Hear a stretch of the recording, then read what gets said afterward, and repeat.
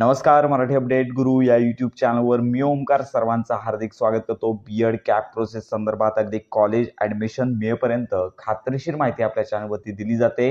College option form सुरू झालेला आहे. तर आता कॉलेज ऑप्शन फॉर्ममध्ये 2 ऑप्शन फॉर्म भरावे लागतात, एक बीएड जनरल आणि ELCT. तर अनेक कॅन्डिडेट आम्हाला विचारत आहेत की बीएड जनरलचा फॉर्म भरला, ELCTचा जर भरला नाही तर चालणार आहे का, किंवा ELCTचा फॉर्म भरलेला आहे, जनरलचा फॉर्म भरला तर चालणार नाहीये का.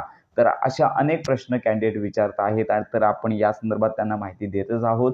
तर बीएड जनरल हे साधारणतः मराठी माध्यमाच्या कॉलेजेससाठी असतं. त्यामुळे ज्या विद्यार्थ्यांना मराठी माध्यमातून बीएड करायचं आहे तर यांनी जनरल हा फॉर्म भरायचा आहे, आणि ज्यांना इंग्रजी माध्यमातून कॉलेज करायचं आहे तर त्यांनी ELCT अशा प्रकारचे ऑप्शन देऊ शकता. तर दोन्हीही तुम्ही ऑप्शन फॉर्म भरू शकता किंवा एक सुद्धा ऑप्शन फॉर्म भरू शकता. दोन्हीही ऑप्शन फॉर्म भरणं कंपल्सरी नाही आहे. पण लक्षात घ्या, कॉलेजची संख्या लक्षात घेता इंग्रजी माध्यमाची संख्या कमी आहे.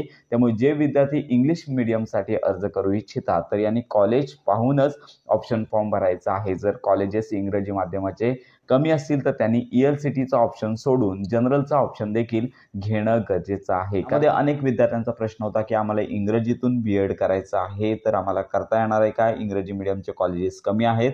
तर यामध्ये मराठी माध्यमातून इंग्रजी आम्हाला करता येणार का, इंग्रजीमध्ये पेपर मिळणार का, तर या संदर्भात देखील आपण माहिती पाहणार आहोत. तर मागील वर्षापासून बीएडची माहिती आपण देत आहोत. तर याच्यामध्ये अनेक जे मराठी माध्यमाचे कॉलेजेस आहेत तर या ठिकाणी देखील इंग्रजी तुम्हाला विषय आहे घेता येतो. फक्त एवढंच की तुमचं मीडियम मराठी राहणार, बाकी तुमचा विषय असेल किंवा पेपर असेल ते इंग्रजी माध्यमातून म्हणजे इंग्लिशच्या लँग्वेजमधून असणार आहे. तर अशी प्रोव्हिजन यामध्ये केली जाते. तर सध्या तरी तुम्हाला ऑप्शन फॉर्म भरायचा आहे. तर ऑप्शन फॉर्ममध्ये आपण सगळ्यांना एकच सांगत आहोत की बीएड कॅप प्रोसेसमध्ये तुम्हाला जे कॉलेज हवं आहे त्याचा प्रेफरन्स क्रमांक 1 टाकायचा आहे. एकापेक्षा जास्त प्रेफरन्स तुम्ही घेऊ शकता. प्रेफरन्ससाठी लिमिट नाही आहे. अगदी सगळे 400च्या 400 कॉलेजेस तुम्ही देऊ शकता. परंतु यामध्ये सगळ्यात महत्त्वाची बाब म्हणजे 21 तारखेला कॉलेज अलॉट होणार आहेत. म्हणजे तुम्ही जे कॉलेज दिलेले आहात त्यापैकी तुम्हाला कुठलं कॉलेज अलॉट झालेलं आहे ते तुम्हाला 21 तारखेला सायंकाळी 5 वाजल्यापासून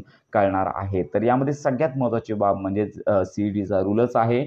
पहिल्या प्रेफरन्सचं जर कॉलेज लागलं तर तुम्हाला ॲडमिशन त्या ठिकाणी घ्यावंच लागतं, आणि जर तुम्हाला ते कॉलेज नको हवं असेल तर तुमचा फॉर्म डायरेक्ट कॅप प्रोसेसमधून रिजेक्ट केला जातो. म्हणून सांगतोय की पहिल्या प्रेफरन्सचं जे कॉलेज तुम्ही टाकणार आहात ते काळजीपूर्वक टाका.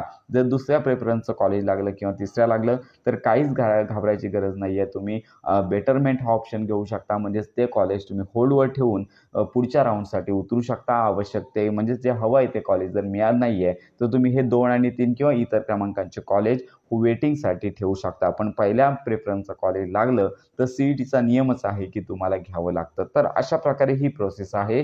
तर ही महत्त्वाची अपडेट आहे की बीएड जनरल आणि ELCT दोन्ही फॉर्म भरू शकता किंवा एक सुद्धा फॉर्म भरू शकता. तर यामध्ये मेथड म्हणजे काय वेगळा विषय नाही आहे. ग्रॅज्युएशन किंवा पोस्ट ग्रॅज्युएशनमध्ये तुमचे जे मेन सब्जेक्ट होते तेच मेथडमध्ये दाखवण्यात आलेले आहेत, आणि त्याच्यावरतीच तुम्हाला बीएडमध्ये ॲडमिशन घ्यायचं आहे. आपण सांगितलं की कॉलेज लिस्ट पहा, त्यामध्ये मेथडची सिक्वेन्स देण्यात आले आहेत, त्यानुसार तुम्हाला मेथड टाकायच्या आहेत. तर अशा प्रकारे आत्ताची ही महत्त्वाची अपडेट आहे.